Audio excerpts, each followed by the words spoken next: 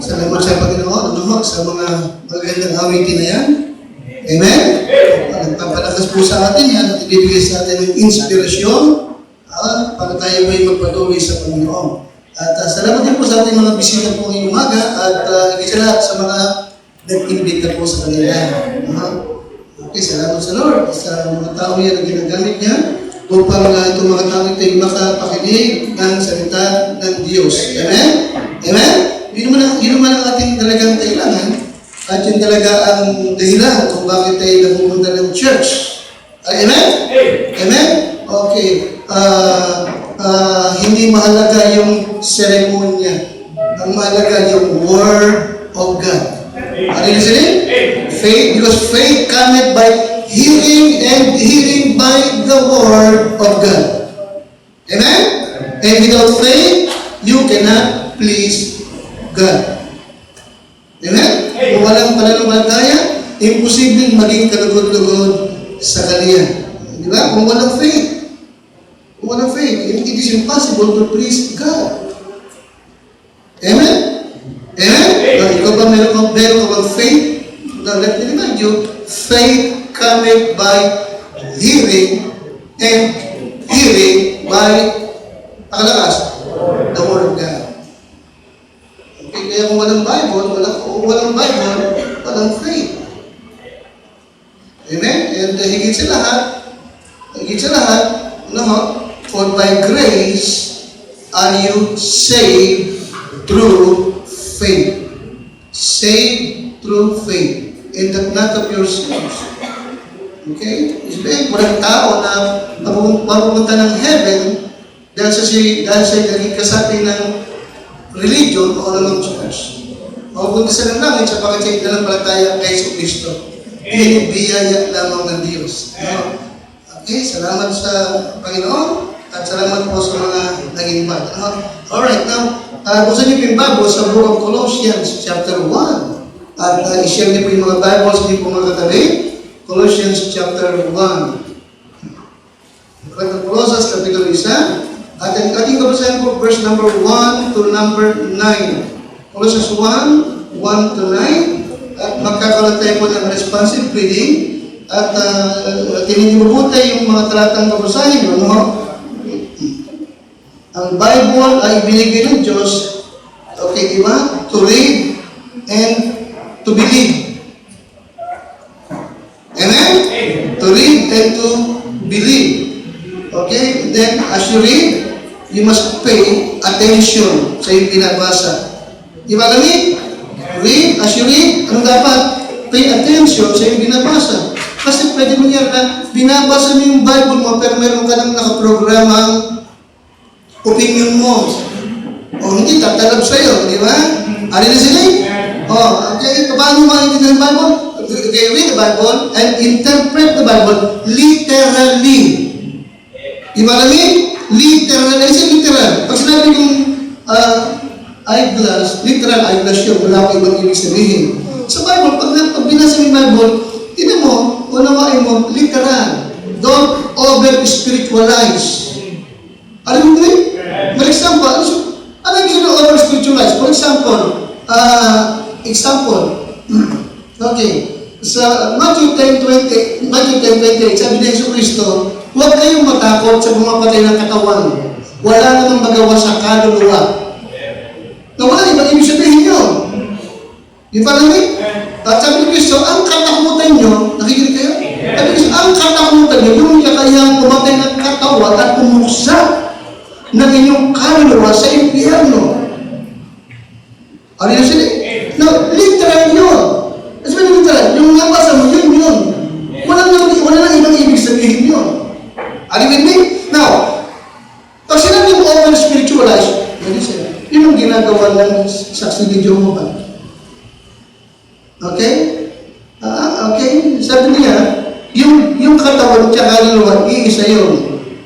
Pagkatapos, yung impyerno, libingan yun. So, hindi literal. Kundi, ano ginawa niya? In-over-spiritualize.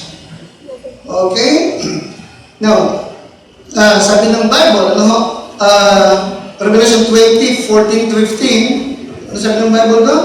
Okay, ang kamatayan at ang impyerno ay inihagi sa dagat-dagatang apoy. Diba? Ito ang ikalawang kamatayan sa makatid ay ang dagat-dagatang apoy. So, hindi ka na magkakamali ito kung yun talagang babasahin mo literal.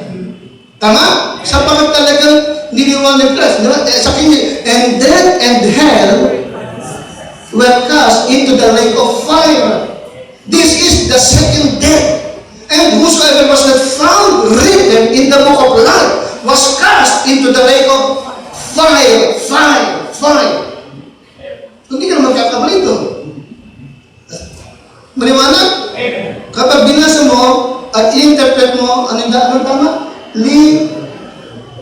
Literally. Diba?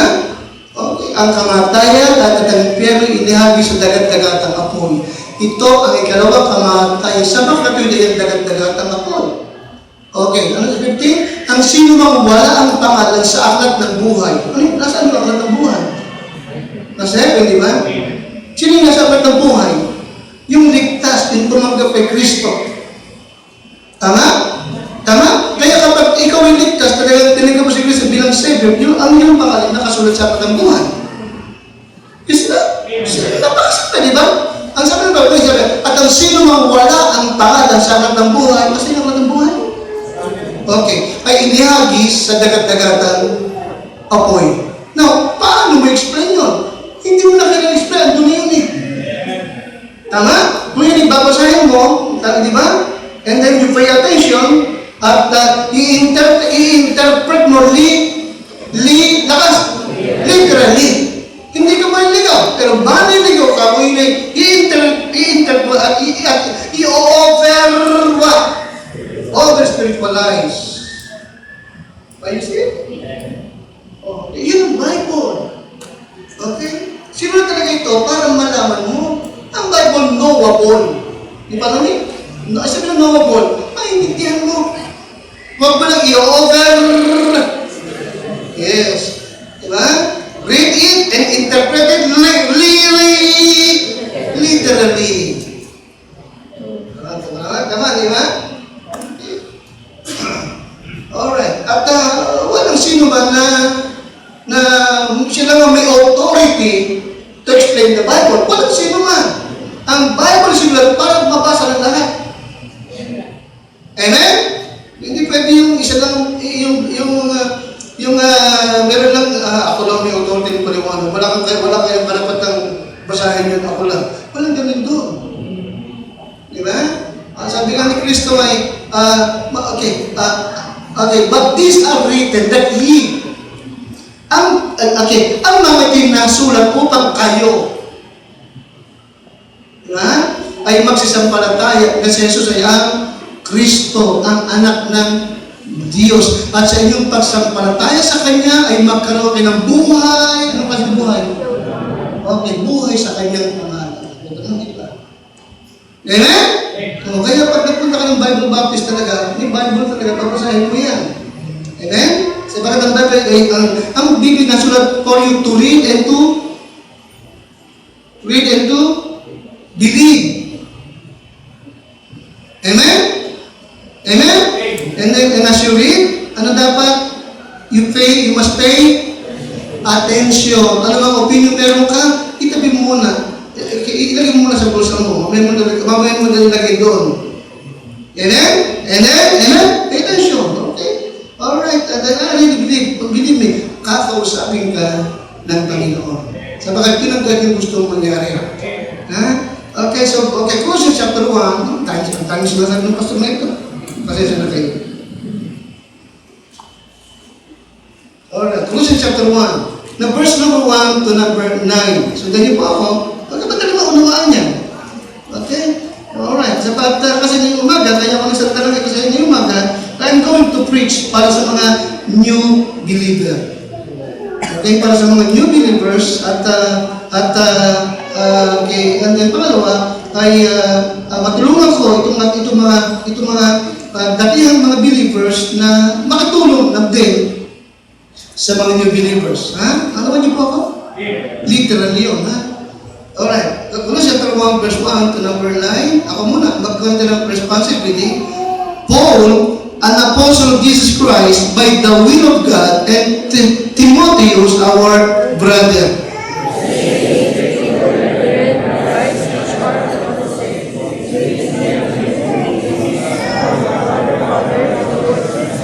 Okay, so verse number 2, para kanino sinulat ito?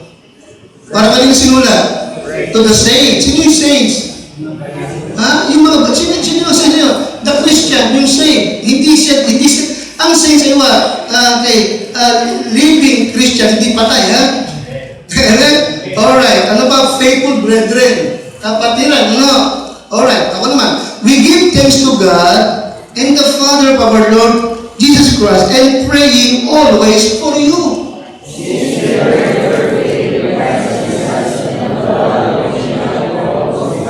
Alright. For the hope which is laid up for you in what? Alright. So, Bible ko, ginuhitan ko yun. Sa pag-asa na nakalaan para sa inyo sa langit, whereof ye heard before in the word of the truth of the gospel.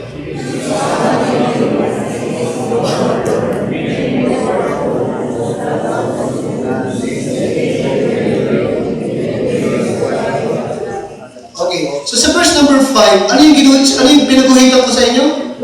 Heaven. Okay. Ano pinapakita? Okay. Ano ang pinangako ni Kristo sa ating tumanggap sa Kanya? Paradise o heaven? Okay, heaven. Ha? Hindi paradise, heaven, ha? Okay, hindi din sa lupa, kundi saan? Sa heaven. Okay? Laid up for you. Di ba natin? Amen? Amen? The word laid up means what? Reserve. Di ba natin? Ano yung laid up? Reserve. Tama? Isipin, okay, ang saved, may reservation ka na. Kali isipin? Kung ikaw ay saved, meron ka ng reservation. Saan? Sa heaven. Amen? Okay, so saan ako? 7. As ye also learned of Epaphras, our fellow servant, who is for you a faithful minister of Christ.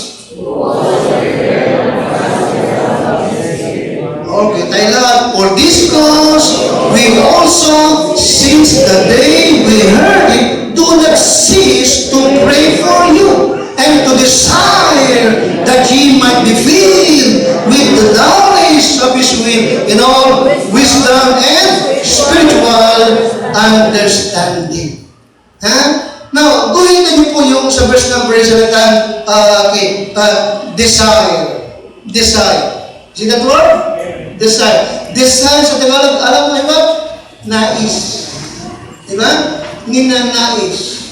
Okay. Nais. Ano bang ibig sabihin ng nais? Desire ay nais, diba? Ano bang ibig sabihin ng nais? Yung magaling sa Tagalog. Ako'y Bombay ako eh. Nais. Gustong mangyari, tama? Ano ba? Ninanasa. You see? So si Pablo may desire sa kanila. May nais mangyari si Pablo sa kanila.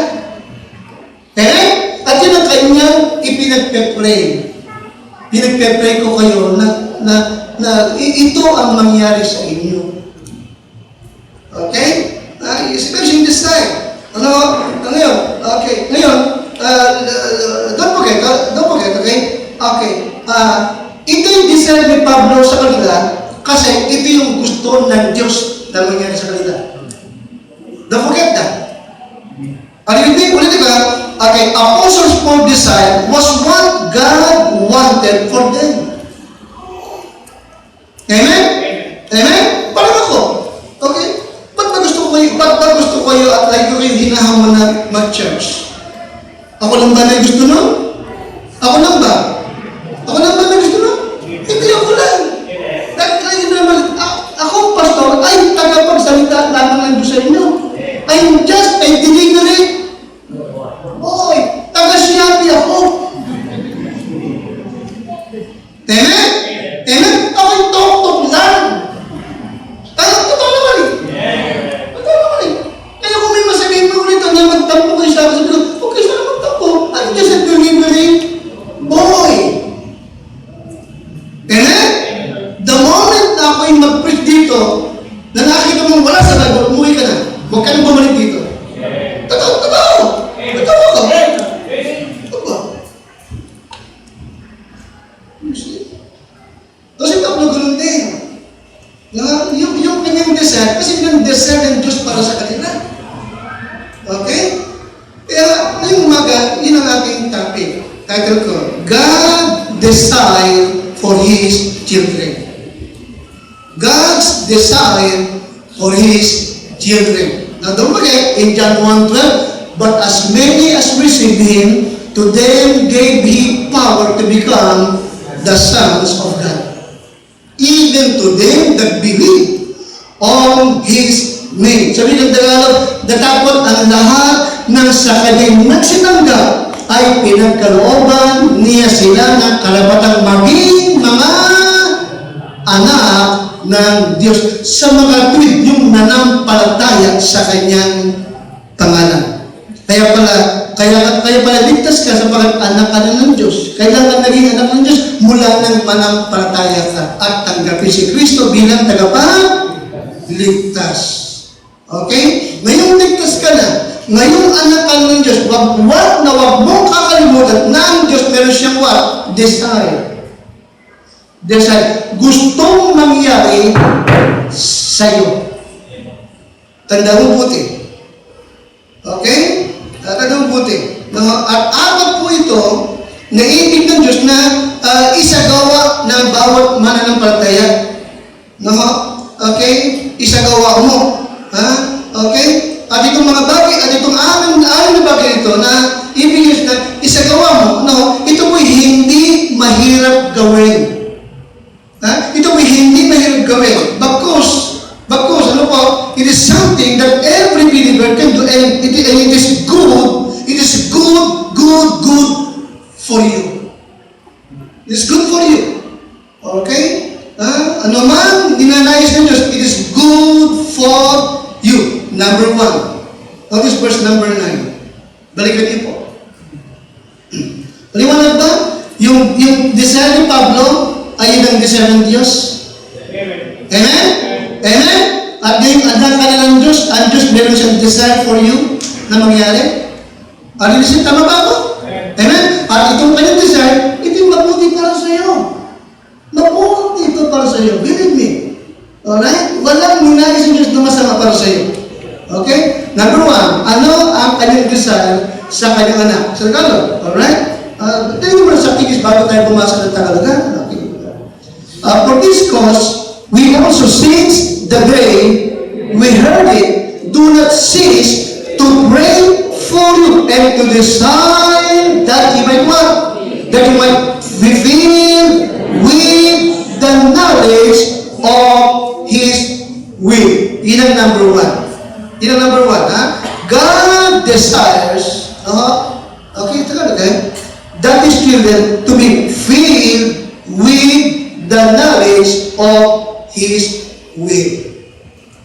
Ito yung number 1. Ibig niya, na ikaw na kayo, mapuspos ng pagkaalam ng kanyang kalooban. Ng kanyang kalooban. Okay? Now, maliwanag ba? Maliwanag ba? Okay, huwag mo kakalimutan. Binanggit ko sa inyo, okay? God has a will for you. God has a will. Pakalakas ka? You see? Meron siyang layunin sa'yo. Meron siyang plano para sa'yo. Hindi pwedeng wala. Naniniwala ka ba? Naniniwala ka ba? Mahalaga ka sa Kanya. Tatanda mo lagi. Sabi ng Panginoon, yung ibong mayang yan, walang halaga yan. Pero alam niyo ba? Okay, yung ibong maya, walang isa man dyan na malalaglag sa lupa na hindi alam ng Diyos. Napasok ba yun? Amen? Ibig sabihin na Diyos interesado sa maya. At tapos binalik niya. Okay? Huwag mo kalimutan, mas mahalaga kayo kaysa 10 maya. Maliwanag ba? Na ikaw yung mahalaga sa Kanya? Alam mo ba yun? Alam mo ba yun? Na ang Diyos interesado sa buhay mo? At kung ikaw ay na, huwag na mo kalimutan pakalakas. God has what? God has a will for you. The Bible ang sabi ng Biblia, sa book of Psalms, the steps of a good man are ordered by the Lord, and He delights in His way. Kita mo? Itinatatat niya yun. Okay, may isang plano para po sa iyo. Okay? And God wants you to know His will. Pakalabas na? Gusto malaman mo kung yung kanyang will sa iyo. Okay? Ibig niya malaman mo. Sabi ka ng Bible, sabi ng Bible, okay? Wherefore, be ye not unwise. Be ye not unwise, but understanding what the will. Okay na mo? Huwag kayong mangmang. Maging matalino ka. Unawain mo kung ano ang pakalakas. Kung ano ang pakalakas. Dito mo. Ano yung kalooban? Layunin. Ano ba? Plano ng Diyos sa iyo. Maliwanag ba? Maliwanag ba? You see, mali ang ibig sabihin, kapag send ka, okay, hindi kayong tao na bara-bara kung anong maisipan mo.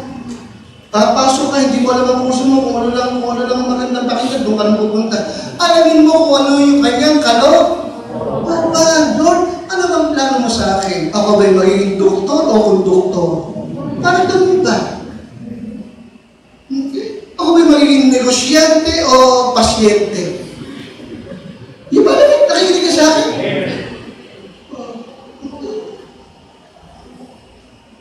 Amen?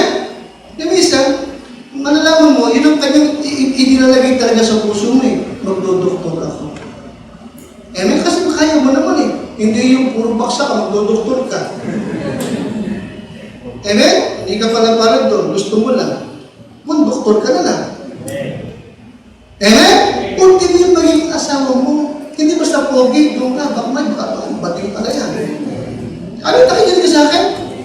Lord, anong plano mo sa akin? Anong kurso ko? Saan ako titira? Ako may mag-a-upload? Anong plano mo sa pamilya ko? Ano ba siya? So God desires the recipient to be what? Filled with what? Filled with the light. So God has a will for you, and God wants you to know His will. And let me remind you, God's will is good for you. Okay? Walang magulang nagplano ng masama sa kanyang mga anak. Pero ba ito? Pero ba ito magulang na masama plano mo sa anak mo? Nakikinig sa akin. So, ganun din ang Diyos. Lahat, ano man ang kanyang plano para sa iyo ay what? Takalakas. Good. Matuto ka lang mag-pray. Matuto ka lang hanapin pa ng Lord. Ano yung kalooban mo para po sa akin tsaka sa aking pamilya? Matuto ka lang magpilig ng salita ng Diyos. Matuto ka lang bumasa ng Bible. Are you listening? Higit sa lahat, matuto ka lamang na mag-surrender ng buhay mo sa Panginoon at humiwalay ka sa gawa masama. Believe me. Kami ng Bible sa Romans 12:1.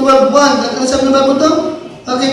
I beseech you therefore, brethren, by the mercies of God, that you present your bodies a living sacrifice and holy and acceptable unto God, which is your reasonable service. At then what? At huwag na kayong umayon sa sanlibutan ito, kundi magbago na kayo sa pamagitan ng pagbabago ng inyong pangalaman, upang mapatunayan ninyo kung ano ang mabuti at kaaya-aya at what? Higit sa lubos na kalooban ng Diyos.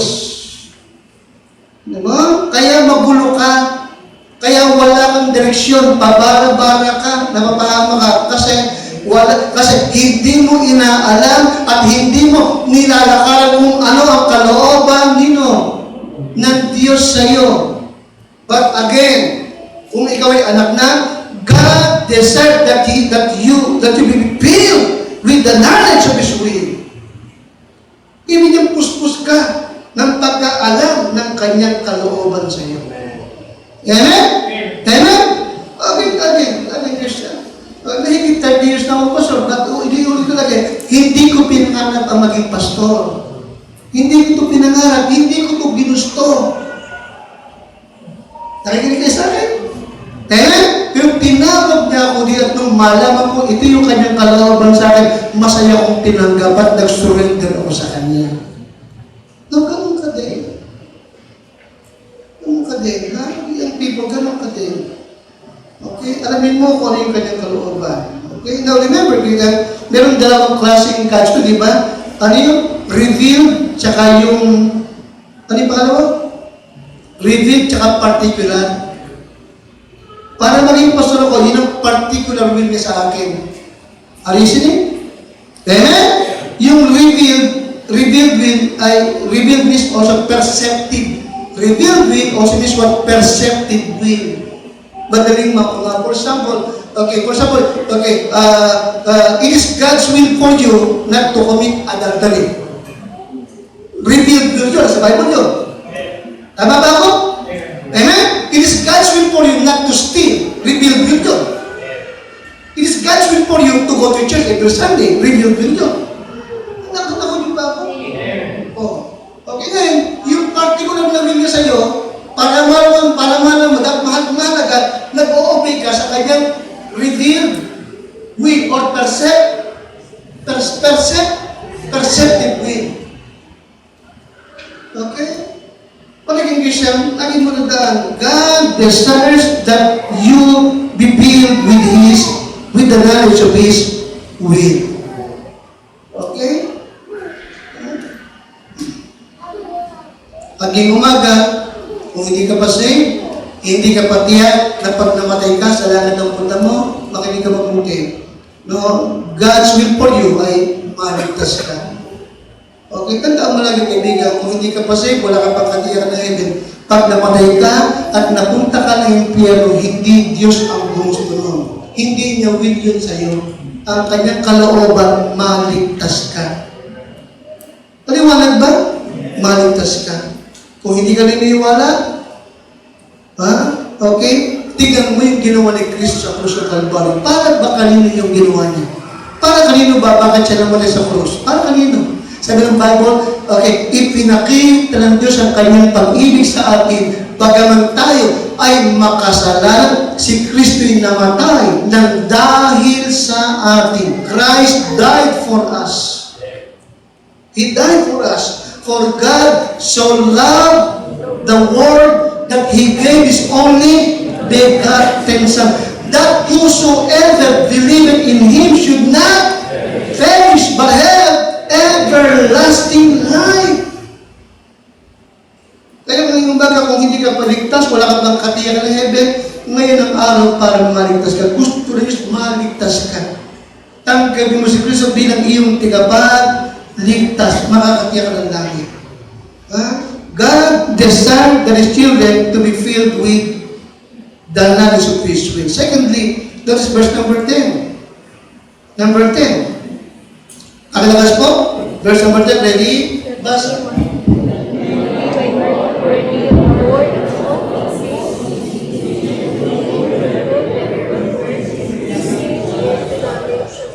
Okay, madali, di ba? Huwag muna, ang kanyang desire, ikaw ay mapuspos ng pagkaalam ng kanyang kalooban. Amen? Ibig niya may direksyon ng buhay mo. Ibig niya nilalakan mo yung kanyang kalooban. Ibig niya, safe ka, masaya ka. Kasi hindi ka naman talaga totoo magiging masaya kung wala ka sa kalooban ng Diyos.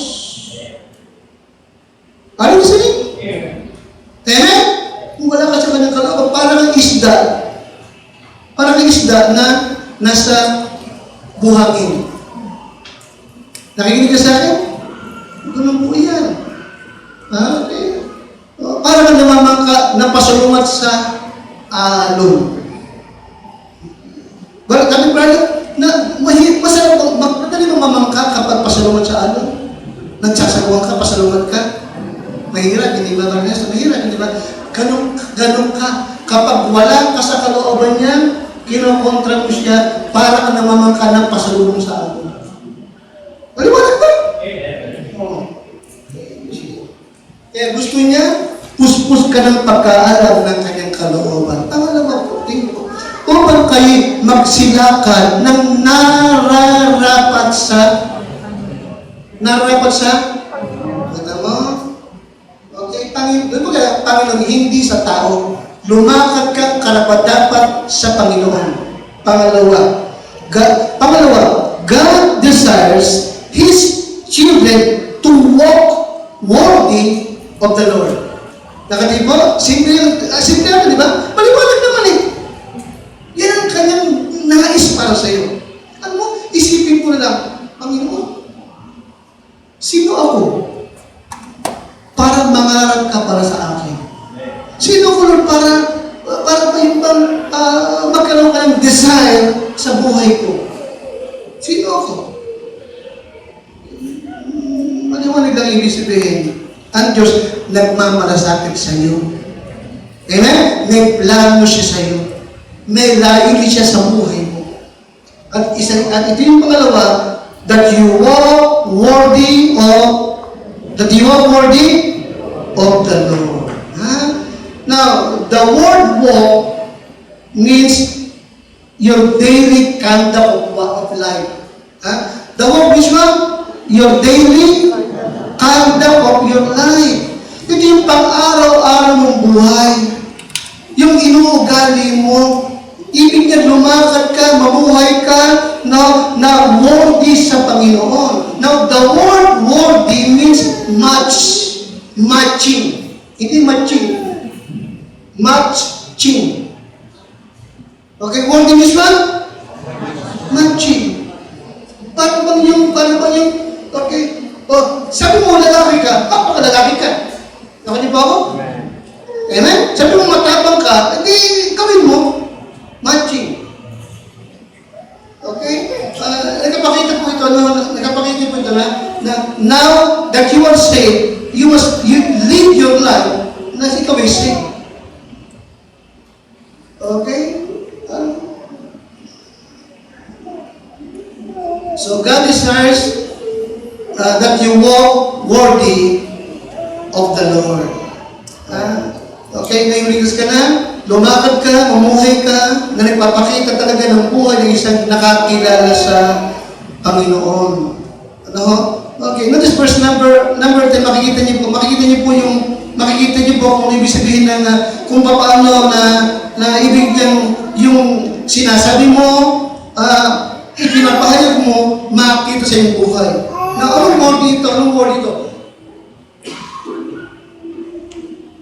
Number 10, yun po.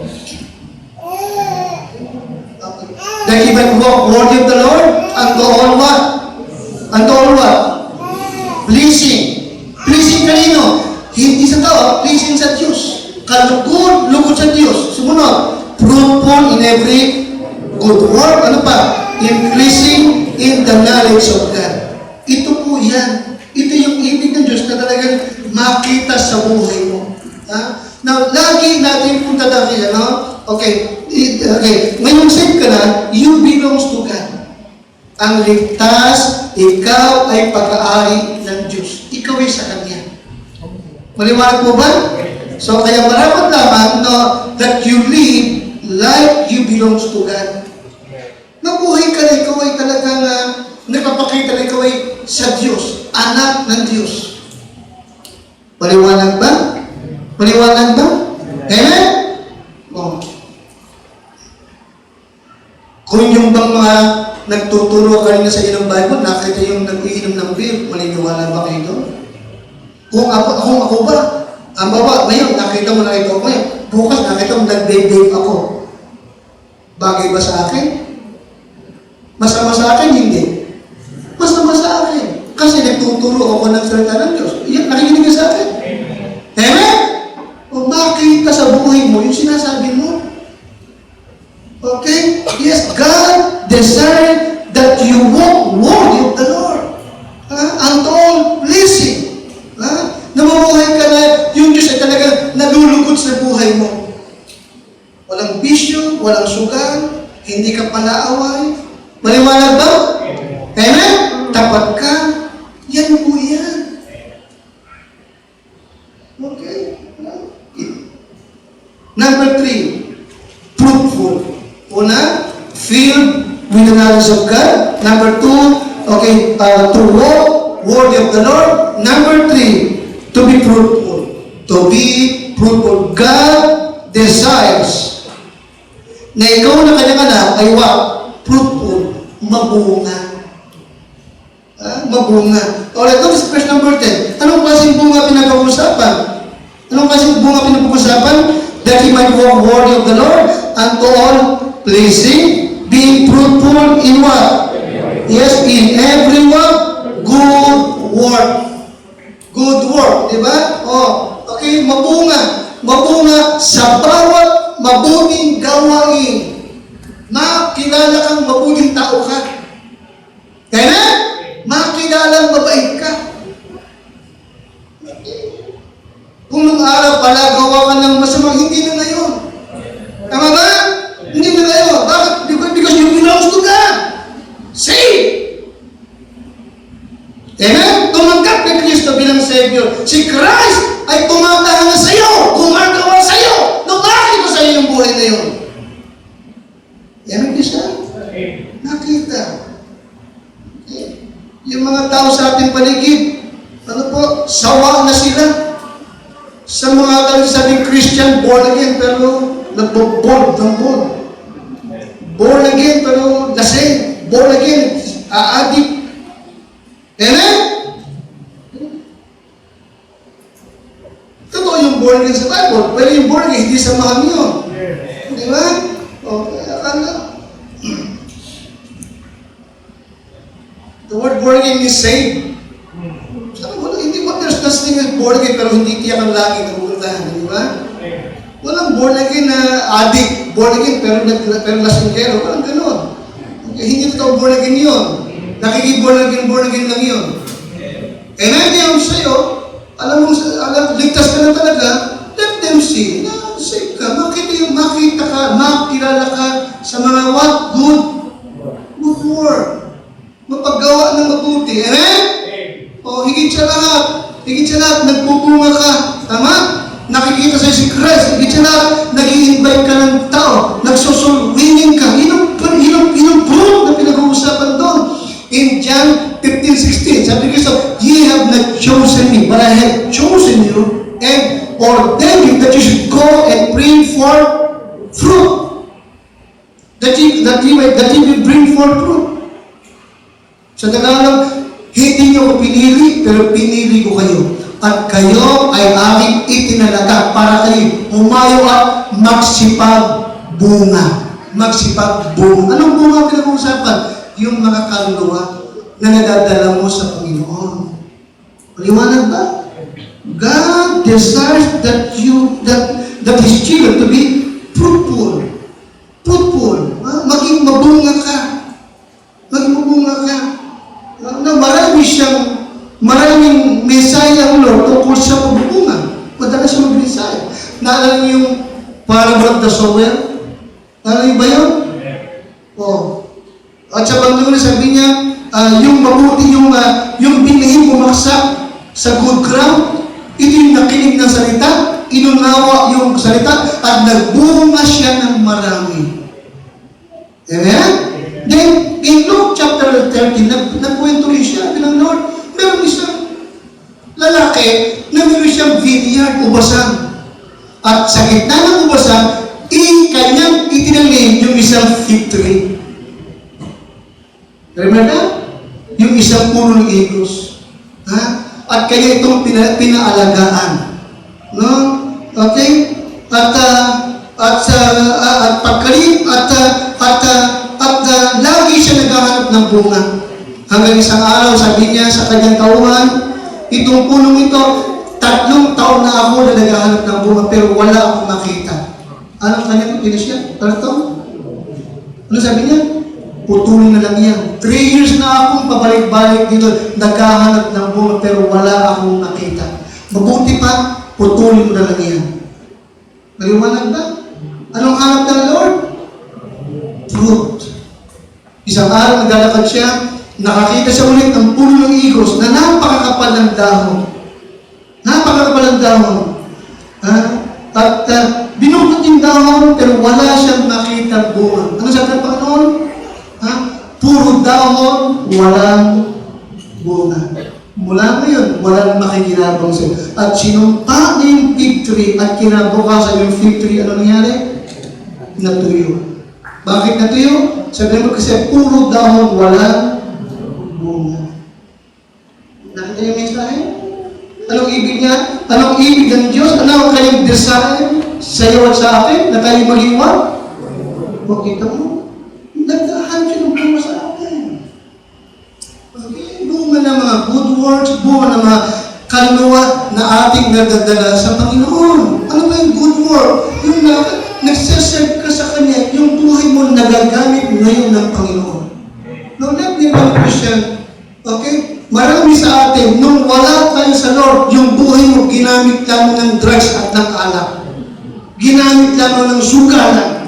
Nung matuwid lamang, di ba, na yung save ka na, alam mo naman, hindi ka na sa iyong sarili. Sabi ng Bible, ye are not your own. Ye are bought with a price. Now, glorify God in your body. Amen? Glorify God in your body. Luwaghatiin mo ng iyong katawan ang Diyos.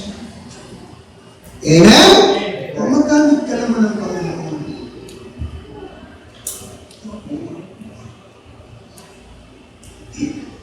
God desires His children to be fruitful. In John 15, verse 5 and 8, tingnan niyo kung buti. John 15, 5 and 8.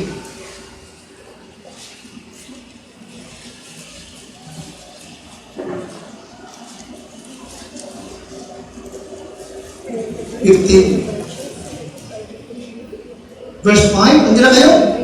Alright, now tayo na, ready? Basta, I am the vine. Ano sabi ni Kristo? I am the vine, and ye are the branches. He that abideth in me, and I in him, the same bringeth forth much fruit.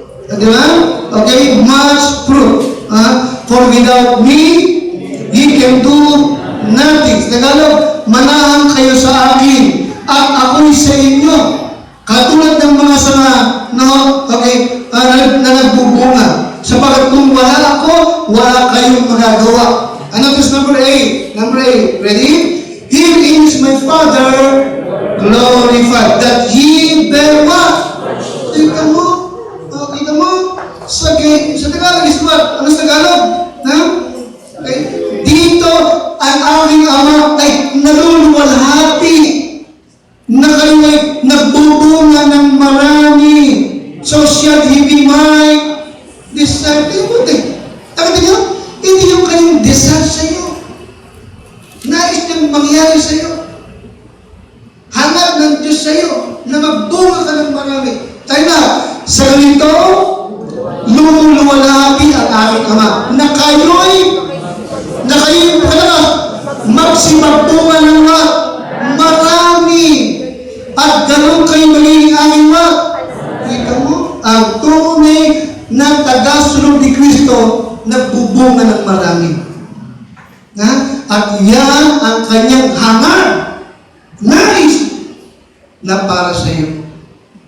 Naging minsan, sabi ko rin na, ano man ang kanyang design, hindi ito mahirap. Hindi ito mahirap na mangyari. Okay? Hindi ito mahirap mangyari. Ang kailangan lang ay what? Life of surrender.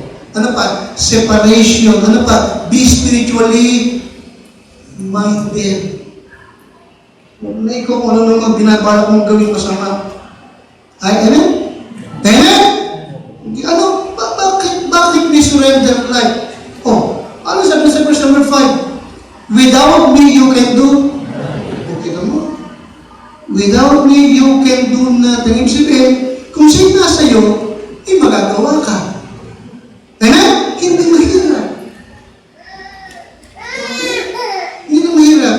Okay? Ano lang ang key ng lahat? Ang key, number 1, mapuspos ka ng pagkaalam ng kanyang kalooban. Alamin mo, ano ang gustong mangyari ng Diyos? Uulit ko rin dito, hindi pwedeng wala. Maliwanag ba? Magalit ka sa akin, kahit makalimutan mo pangalan ko. Tanggap mo lagi. Hindi pwedeng wala siyang layunin sa'yo. Hindi pwede. Meron siya. Believe, meron siya. May plano, may purpose ang Diyos sa'yo. Hindi pwedeng wala. Amen? At ano man ang kanyang plano, it is good for you.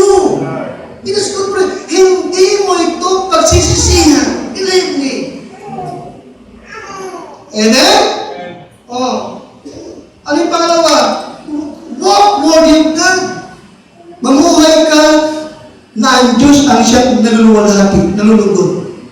Pangalawa, ano yung pangatlo? Ibig niya maging mabunga ka. Okay?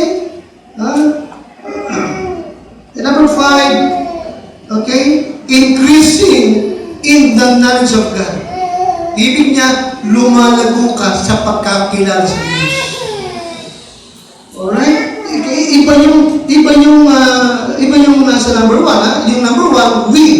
Number 2, okay, knowledge of God. Lumalago sa kaalaman sa Diyos. Okay? The word increasing means growing. Increasing means what? Growing or producing. Okay? Increasing is growing or producing. Sabi ng Bible, but grow in grace. Grow in grace. Okay, in the knowledge of what? In the knowledge of our Lord and Savior, Jesus Christ. Lumalago ka ba? Nag-i-increase ka ba sa pagkakilala sa ating Panginoon? Dapat lumalago ka. Maliwanag ba? Okay. Ano yung increasing? Increasing is what?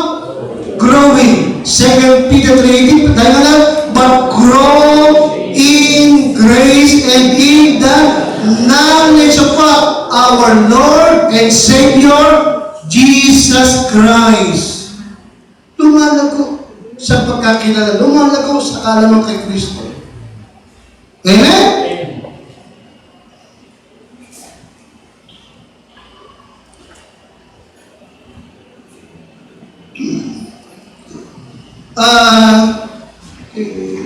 Siguro naman may kaibigan kayo. Diba? Yung bang kaibigan mo o best friend mo, paano kayo naging magkakilala mabuti? Tinginan na kayo ng tinginan? Nagkakasalubong lagi kayo? Paano lumako yung pagkakilala niyo? Lagi kayong magkasama lang? Sige, sumubok mo lagi magkasama. Talaga kayo? Oh yeah! Lagi kayo nag-uusap, nagpapalitan ng usapan. Kinakausap ko siya, yun naman, sign language. Hindi pala yung kaibigan mo. Nag-uusap, tama? Lagi nag-uusap.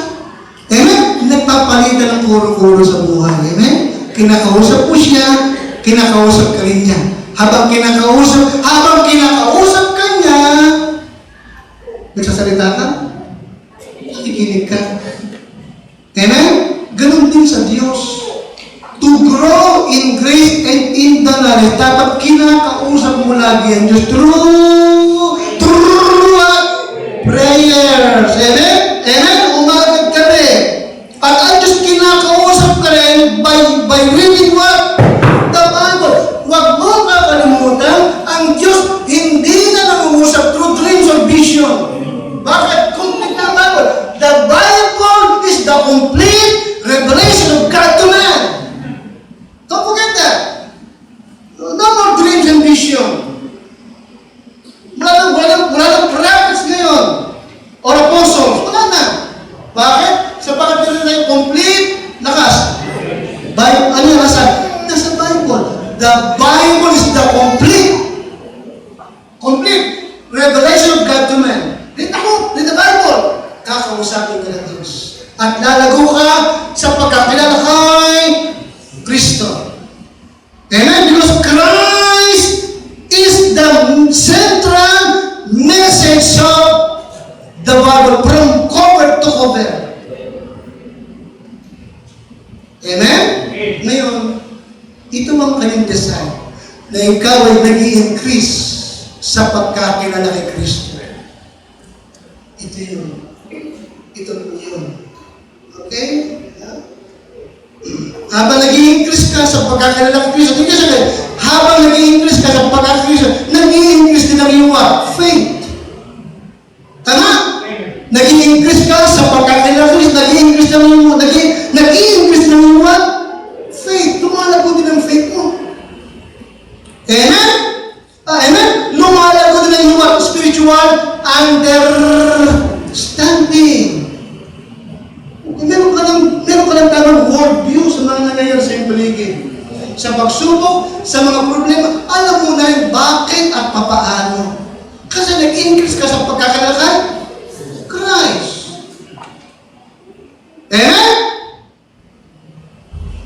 Hindi natapos yung sa, alam mo lang, Savior lang siya. Maganda, hindi ba? Pag lagi mo siya kausap, talagang maawit mo yung Jesus, kaibigan kang tunay, sa hirap at ligaya'y kaabay, tunay na dakila ang iyong pagmamahal, pupurihin ka sa aking buhay. Hindi ako singer Pasensya na kayo. Totoo yun. Pag nag-increase ang pagkakilala mo, talagang hindi mo lamang sa Savior, kaibigan mo siyang matapang. Yung hindi mo mga masabi kahit sa iyong asawa, nasasabi mo kayo, isa may problema ka na kahit mahal mo sa bahay, hindi mo maibahagi. Hindi nila maintindihan. Baka may pagalitan pa nila. Pero lahat ng hindi mo kaya sabihin sa tao, kahit asawa, nasasabi mo maliwanag sa Panginoon. Amen? Sabi ko, sabihin ko man sa kanila, wala silang magagawa, wala siyang maituto, kundi iiyak na naman. Totoo naman, hindi ba? Minsan ka, kaibigan mo, nag-share ka ng problema, nung mag-share, mas mabigay pa pala problema sa'yo. Amen? Ay, salamat. May Diyos ako, may Savior ako, na kaya kang tulungan. Down to the uttermost. Amen ka siya? Down to the uttermost. Hanggang sa dulo ng wala hanggang tutulungan ako ng aking Panginoon. Amen? Yung buhay niya, binigay para sa akin.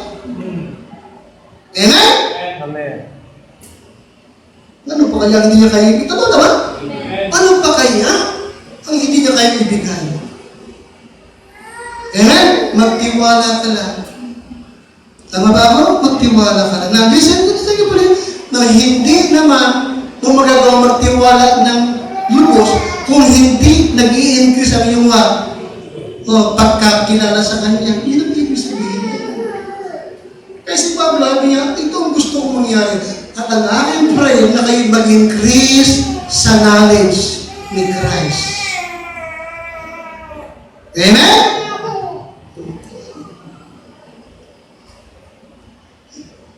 Na paano mag-increase?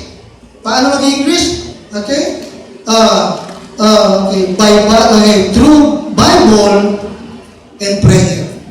Bible and prayer. Ayun, ha? How is someone grow in the knowledge of God and spiritual understanding? Through Bible and prayer. Read the book. Read the book. Read the Bible. Sabi ko kanina, no? The Bible was written to be read and believed. Ha? The Bible was written to be what? To be read and believed. Hindi mo itatago. Huwag mo nalagay doon sa lagay ng damit at sa lagay ng pera. Amen? Listen, ang Bible ay hindi pampaswerte, ha? Nakikinig ka? Hindi pampaswerte. Okay? Now, walang halaga kung hindi mo naman babasahin at paniniwalaan. Pakala kasi, the Bible was written to be what? To read and to read and believe. Pangatlo, to obey. Read, believe, pangatlo, obey. Obey. Okay? Gawin mo. Sundin mo kung ano sinasabi. Okay? Maraming tao kasi ngayon, no, nabubuhay sila doon sa kanila lamang napapakinggan. Channel 5, Channel 7, ano pa? May channel 2 ba? May video naman. Laging galit. Diba? Sa Facebook. Ay, ba kayo? Maraming tao nabubuhay sa nabubuhay sa kanila napapakinggan at napabalitaan sa balita, sa Facebook, tsaka suggestion ng kung sino-sino na tao ha? Now, kaya nagtataka sila, magulo buhay nila, gusto ng buhay. O yun talagang nangyayari. Kasi yung pinakikinggan mo is what? Hindi totoo. Now, again, mga kaibigan, the Bible is the truth. Ito yung absolute truth. Ito'y malinis at totoo. Kapag ito ang pinakinggan mo, binabasa mo, believe me, magliliwanag ang buhay mo. Hindi sapagat may mga ilaw doon. Di ba namin? Sabi ng Bible, Thy word is a lamp unto my feet and a light unto my path. Liliwanagan ka nito. Amen? At magiging malinis ka. Sapagat sabi ni Kristo, now ye are clean through the word that is spoken unto you. Okay? At lalago ka sa pagkakilala kay Kristo. Now, panghuli, verse 12, thankful. Thankful. God desires na ikaw na kanyang anak ay mapagpasalamat. Amen? Verse number 12. Verse number 12. Colossians 1:12. Thankful. Thankful. Bakit naman mo? God desires that the children to be what? Alright. Chapter 1, verse 12. Kaya mo lahat. Ready? Basa. Giving thanks unto the Father which hath made us meet to be partakers of the inheritance of the saints in light. Okay? God desired that the children to be what? Yes, na ikaw ay maging mapagpasalamat. Okay? Maging mapagpasalamat kayo. Umaga, gabi, nagpapasalamat ka. Sabi nung Psalms 91, 1 and 2, Psalms 91, 1 and 2, ngayon, nakalagay ko ba yan, Justin? Okay. Tayo na po lahat. It is what?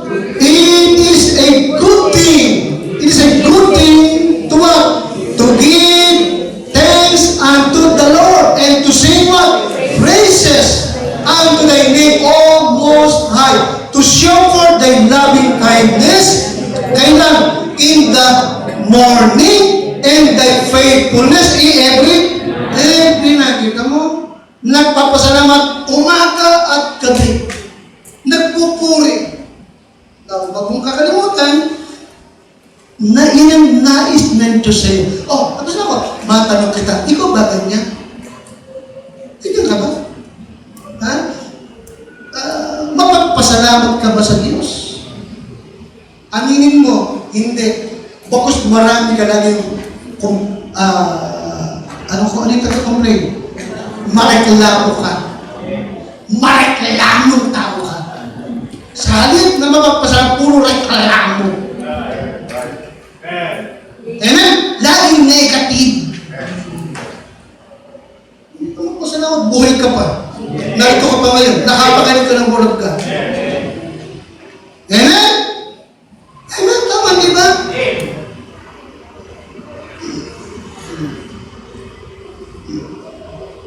Sabi niyo, ko, medyo na negative pa, natawag. Buti sabi niyo, okay na po yan kaysa ng putol mo. Hindi naman talaga lang, pag-bumi talaga, mutya-mutya sa akin eh. Totoo naman, hindi ba? Marami kang pinagdaanan, pero kita mo hanggang yung buhay ka. Be thankful. Amen? Baka umalis ka naman, may itong ulo mo. Ito mo, pinagalito ng asawa, pinagalito ng anak, magpasalamat ka, may asawa ka, may anak ka. Baka pag uwi ko, marami pa rin hugasin dyan sa kusina na yan. Kahapon pa yan. Ano? Yung kinayin yung hapon, hapon pa. Pero kung ito kasi, pagkinayin nyo ka rin. Kaya ka maraming hugasan. May kinain kayo eh. Maraming tao, walang mahugasan kasi walang makain. Ibig sabihin, sa lahat ng anggulo, may ipagpapasalamat ka sa Panginoon. Lumama ng damit mo, hindi ka naman hubad. Amen? Lumama ng sapatos mo, hindi ka nakabapiya. Amen, isa? Anong kailangan lang? Be thankful. Sabi ng Bible, it is a good thing to be what? To be what? Oh, to be what? It is a good thing, mainam na maging isang mabuting bagay ang magpapasalamat ka sa Panginoon. Awitan mo siya, papurihan mo siya. Amen? Amen? Para hindi ka nadi-discourage, hindi ka nade-depress. Nakikinig sa akin? Hindi ka natatakot, hindi ka nababalisa sa nangyayari. Believe me, be thankful. At yung kahinaan ng loob, takot, nervous mo, papawiin niya ng Panginoon. Sapagkat pag nagpapasalamat ka, nakikita mo yung kanyang kapangyarihan at kabutihan sa iyong buhay at sa iyong pamilya. God decides that His children are what? Thankful. Thankful. Be thankful na ikaw ay saved. Tayo natin tumayo muna namin.